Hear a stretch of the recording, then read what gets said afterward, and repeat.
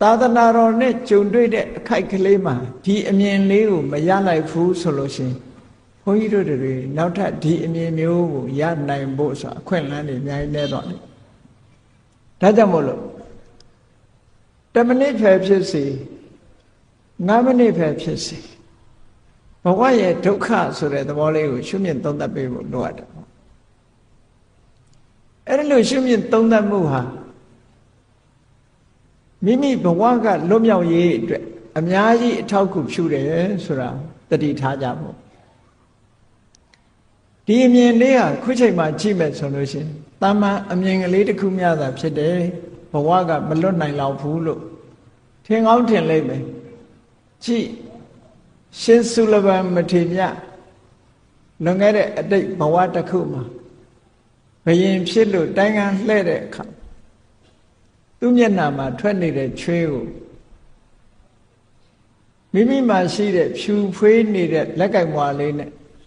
တုပ်လိုက်တဲ့အခါမှာလက်ကင်မွာလေးခန္ဓာကိုယ်မှာရှိတဲ့ကြီးညော်တွေကြောင့်မဲညစ်သွား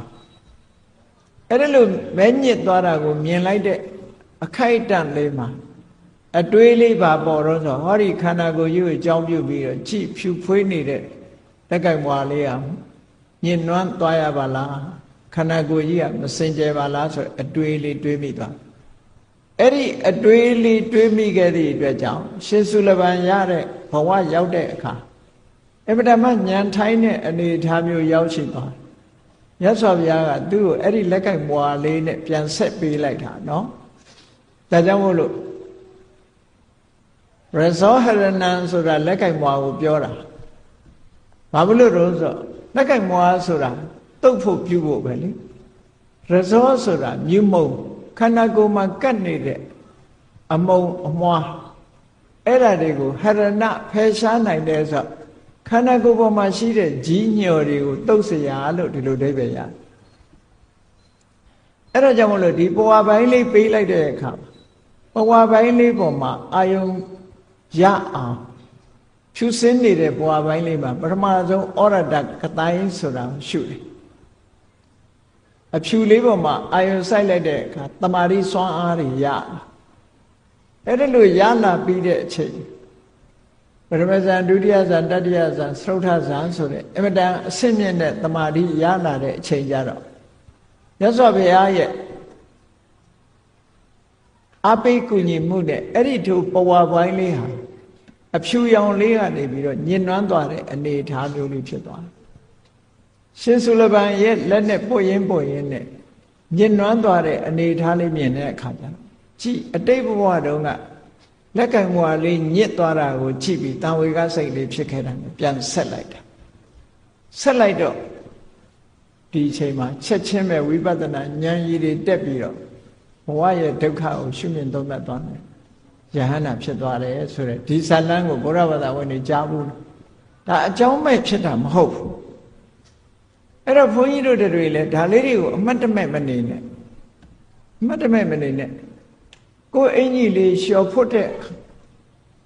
ကိုဝတ်ထားတဲ့အင်ကြီးလေးမဲညစ်သွားတဲ့အခါအော်ခန္ဓာကိုယ်ကြီးအကြောင်းပြုပြီးတော့ဒီအင်ကြီးလေးကမဲညစ်သွားပါလားလို့ဆိုတဲ့တံဝေကစိတ်ကလေးဖြစ်အောင်ကြိုးစားအဲ့ဒီဖြစ်လာတဲ့တံဝေကစိတ်ကလေးဟာနောက်တစ်ချိန်မှာတကယ်ကို investment ပေါ့ယဉ်ဤမြုပ်နှံထားတဲ့ကုသိုလ်တစ်ခုဖြစ်လာ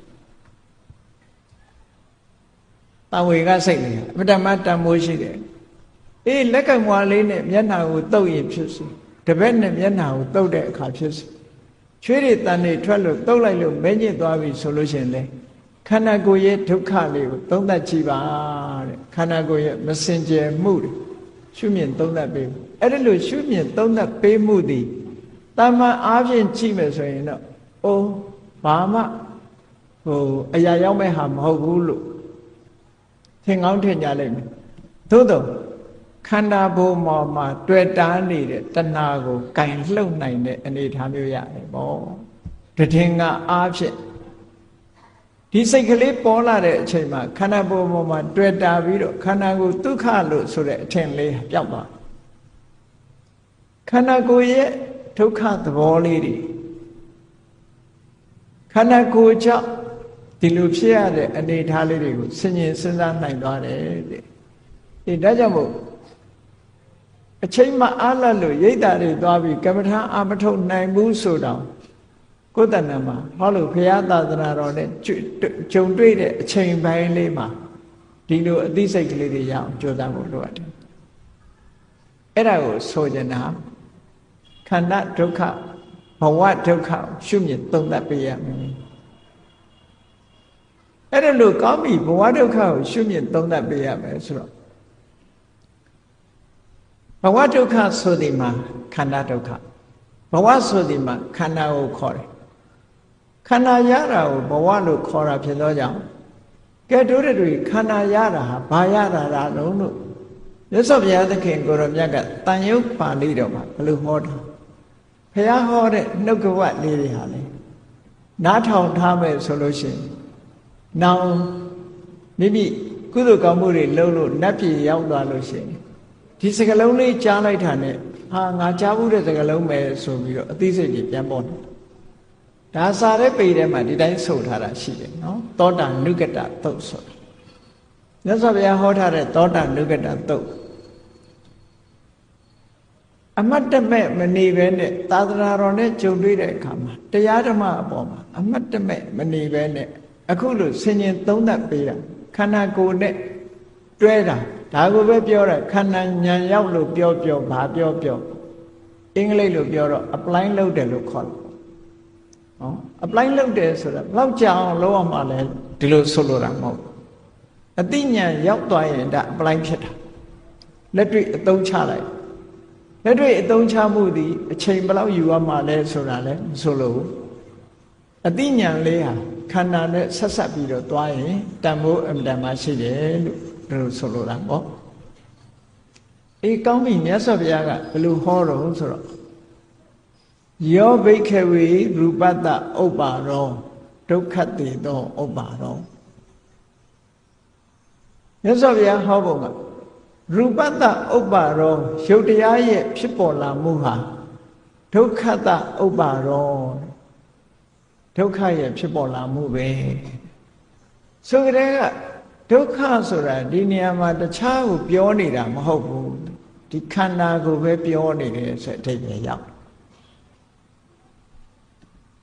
ဓမ္မပဒပါဠိတော်မှာတော့နတ္ထိခန္ဓာသမဒုက္ခလို့ဒုက္ခထဲမှာဆိုရင်ခန္ဓာဟာအဆိုးဆုံးခန္ဓာနဲ့တူတဲ့ဒုက္ခမရှိဘူးလို့ဒီလိုခေါ်တယ်ဟောတန်ရုပ်ပါဠိတော်မှာကြတော့တို့တွေရတာဘာရတာဘာဖြစ်လာတာတော့ဆိုရုပ်ခန္ဓာကိုရုပ်ရယောဘိက္ခဝေရူပတ္တဥပ္ပါရောရုပ်တရားရဲ့မိမိတဏ္ဍာမှာဖြစ်ပေါ်လာမှုရူပခန္ဓာရဲ့ဖြစ်ပေါ်လာမှုဟာပါလေဒုက္ခတေသောဥပ္ပါတော်ဒုက္ခရဲ့ဖြစ်ပေါ်လာမှုဧသောအဲ့ဒီရူပခန္ဓာရဲ့ရုပ်တရားရဲ့ဖြစ်ပေါ်လာမှုဟာဒုက္ခတဥပ္ပါတော်ဒုက္ခဖြစ်ပေါ်လာခြင်းပဲလို့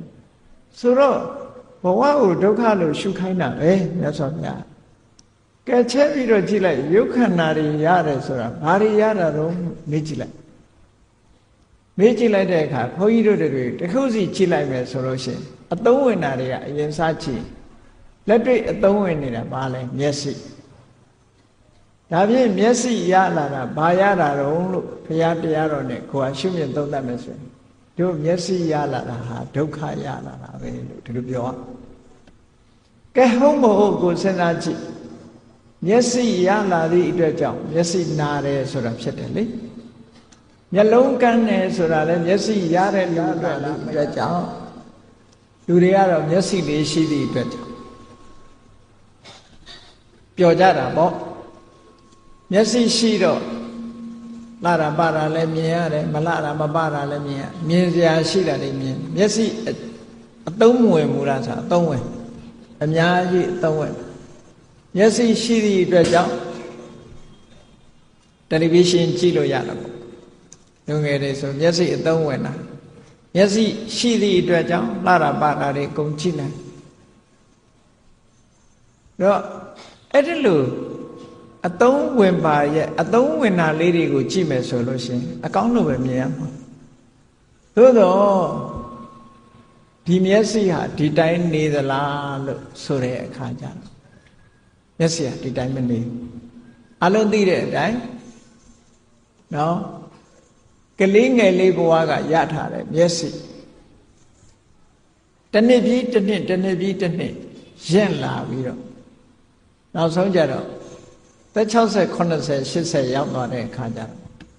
မုံမုံဝါးဝါးတွေမဖြစ်ပေဘူးလားဖြစ်သွားတယ်ဒါဖြင့်မျက်စိရတဲ့ဒီအသုံးဝင်မှုဟာတခဏလားထာဝရလားလို့မေးလို့ရှိရင်ဘယ်လိုပြောမနာပဲအဲ့တော့ဒီခြားထဲမှာလည်းကြည့်လိုက်အောင်မျက်စိနာလို့မျက်စိမှုံလို့နဲ့ဆိုပြီးတော့ဆေးကန်းတွေသွားကြရတယ်မျက်မှန်တွေတက်ကြရတယ်ဟောဒုက္ခရောက်တဲ့ပုဂ္ဂိုလ်တွေအများကြီးပဲမျက်စိနဲ့ပတ်သက်ပြီးလည်းမရလို့ဒုက္ခရောက်တဲ့ပုဂ္ဂိုလ်တွေအများကြီးအဲ့တော့ဒီမျက်စိရတာဟာဒုက္ခရကဘာမှာမျက်စိယောဂဖြစ်ပြီးတော့ဒုက္ခခံရတဲ့ပုဂ္ဂိုလ်တွေအများကြီးပဲအဲ့တော့မြတ်စွာဘုရားကဆိုလိုတာကကြည့်နော်မျက်စိကြောင့်မျက်စိကိုလုံးဝအသုံးမဝင်ဘူးလို့ဒီလိုပြောတာမဟုတ်ဘူးကဲမျက်စိရလာပြီရလာတဲ့မျက်စိကိုအမိပြုပြီးတဲ့အခါမှာလူတွေဟာမျက်စိကိုအကြောင်းပြုပြီးတော့ကုသိုလ်ရတာနဲ့အကုသိုလ်ရတာဘယ်ဟာများမယ်ထင်နော်ဩမျက်စိရတာကိုအကြောင်းပြုပြီးတော့ငရဲကျသွားတဲ့ပုဂ္ဂိုလ်တွေလည်းအများကြီးပဲဘာဖြစ်လို့တော့ဆိုမျက်စိနဲ့မြင်တဲ့အာယုံနောက်ကိုလိုက်ပြီးတော့လောဘဖြစ်တယ်ဒေါသဖြစ်တယ်ဟောလောဘဒေါသတွေဖြစ်တဲ့အခါကျတော့လောဘကြောင့်ဖြစ်တဲ့ကံတရားတွေဒေါသကြောင့်ဖြစ်တဲ့ကံတရားတွေဟာမကောင်းတဲ့အပင်ငရဲအပယ်ဆင်းရဲကိုပို့ပေးသည့်အတွက်ကြောင့်ဒီတန်တရားထဲမှာနိမွန်းသွားကြမျက်စိနဲ့မြင်ပြီးတော့ဆင်းရဲဒုက္ခရောက်တာအကုသိုလ်တွေအများကြီးဖြစ်တယ်မျက်စိဆိုတာကိုအသိစိတ်ကိုမျက်စိနဲ့မြင်ပြီးတော့ဖြစ်ပေါ်လာတဲ့စိတ်တရားတွေကိုမထိန်းနိုင်ဘူးတတိနဲ့ပညာနဲ့ထိန်းချုပ်ထားခြင်းမလုပ်နိုင်ဘူးဆိုလို့ရှိရင်မျက်စိကနေပြီးတော့အကုသိုလ်တွေဖြစ်တယ်အကုသိုလ်တွေဝင်လာ